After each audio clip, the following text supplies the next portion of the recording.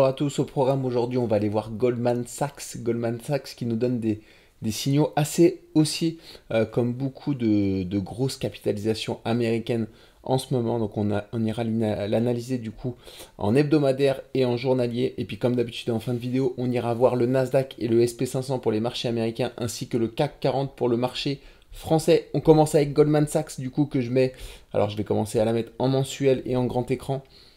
Alors, Goldman Sachs qui est sorti d'une belle consolidation et qui nous fait une accélération haussière depuis quelques temps. On voit, on est sorti de cette consolidation ici. On avait une belle figure ici, une sorte peut-être de canal descendant ou d'élargissement légèrement descendant. Ici, on a un triangle symétrique qu'on vient de casser par le haut. On va aller le voir en hebdomadaire. Alors, il est intéressant. On a cassé ce triangle symétrique un peu tôt. En général, on le casse à 80% de l'apex, c'est-à-dire entre le début et la convergence de la résistance et du support, voilà, autour de 80% de cette distance. Donc par ici, normalement, on l'a cassé légèrement avant, on a dû le casser autour des 2/3, des 65-66% de la construction de la figure. Les objectifs de cette figure, après la cassure, sont les 544,50, ils sont atteints 81% du temps. Alors quand on casse du coup un peu précocement les figures, souvent ça nous expose à des fausses cassures, c'est-à-dire qu'on repart vers le bas. Ça n'a pas été le cas ici, on est reparti vers le haut et il y a maintenant peu de chances qu'on revienne faire un pullback sur la résistance pour repartir vers le haut.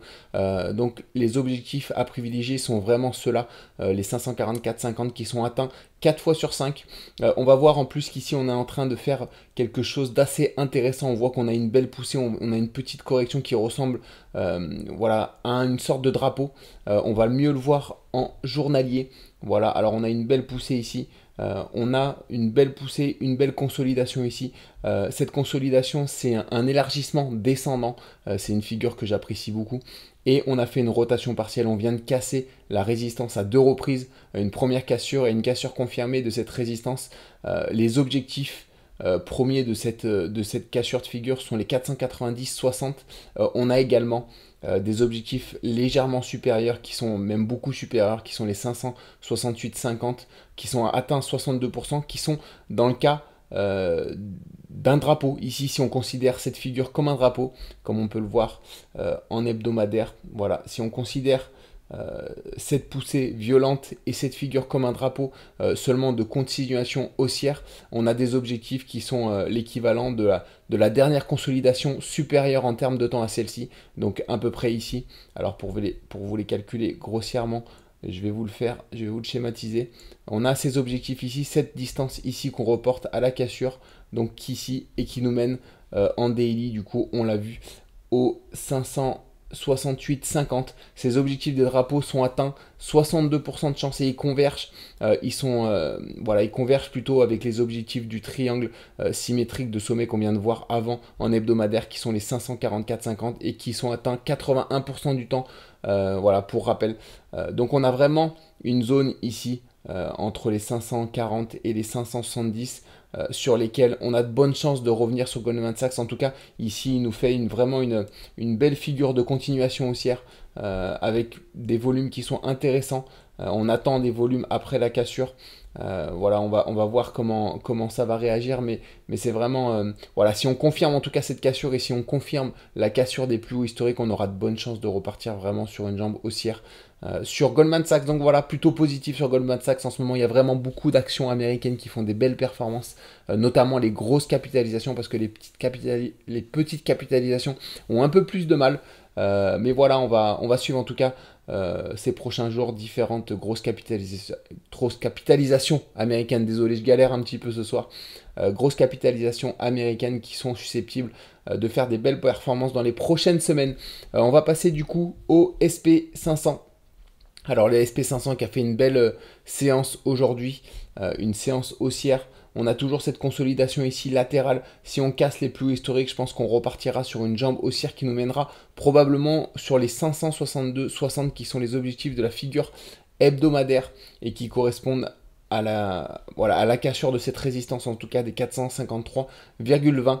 Voilà, c'est des objectifs que, si on considère cette figure comme une épaule, tête, épaule inversée, c'est des objectifs qui sont atteints 83% du temps. Cependant, l'épaule, tête, épaule inversée n'est pas très jolie. Donc voilà, on a vraiment des objectifs ici qu'il faut considérer et qui sont atteints assez souvent. Et on en prend la direction, on devrait les atteindre. Si on casse encore une fois cette petite consolidation ici qu'on voit mieux en journalière, en journalier, en tout cas sur le graphique journalier, si on casse cette petite consolidation par le haut, on devrait atteindre assez facilement ces objectifs du SP500.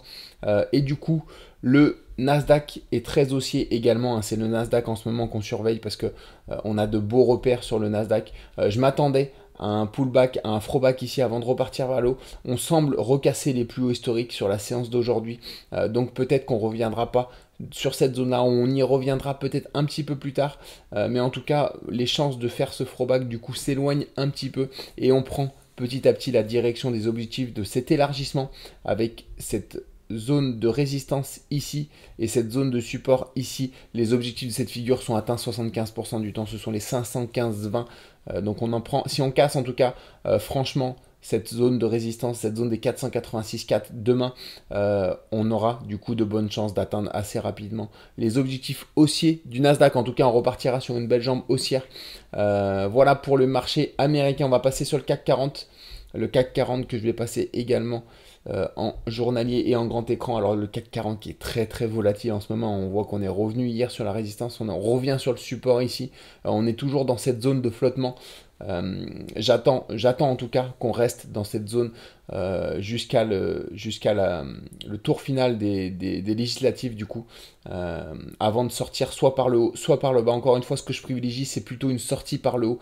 On a pour le moment une belle figure potentiel de retournement. Si on casse par le bas, en tout cas cette figure, je nous vois mal aller plus bas que les 22 545 ici.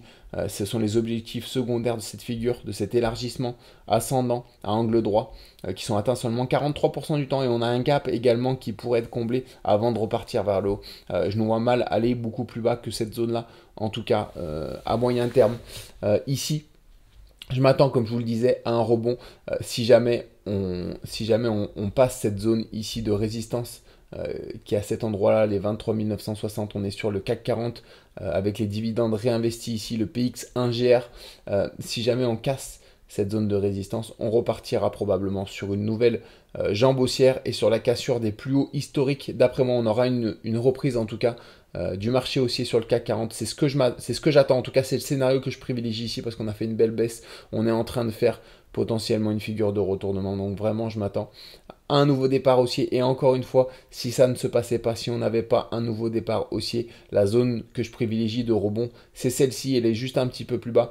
Mais je pense vraiment qu'on n'ira pas bien plus bas que cette zone. Après, bien sûr, je peux me tromper. Je n'ai pas la science infuse et le marché décide. Mais en tout cas, s'il y avait des statistiques à faire, c'est pas ce que je pronostique en tout cas.